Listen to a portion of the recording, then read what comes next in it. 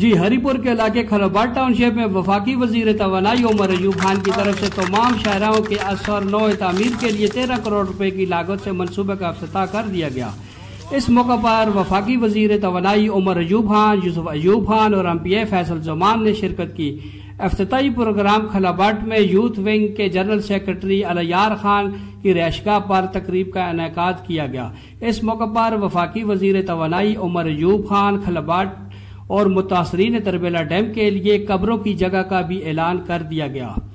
جبکہ بجلی کے منصوبوں کے حوالے سے بات کرتے ہوئے وفاقی وزیر توانائی کا کہنا ہے کہ ضلع ہری پور میں بجلی کے مسائل کے لیے تمام تر وسائل کو بروئے کار لا کر ہم نے بڑے منصوبوں پر کام کیا۔ اس موقع پر خلباٹ کے سیاسی و سماجی شخصیات نے شرکت کی، جن میں الیار خان، سکندر حیات خان، عظمت خان ترین، عالمزیب خان، عامر خان ترین و دیگر شامل تھے۔ اج رب العزت بے تاشا مشکور ہاں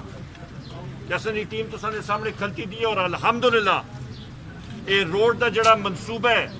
20 کروڑ روپے وزیر اعلیٰ صاحب نے جڑا دیتا ہے، اس کی پہلی کھیپ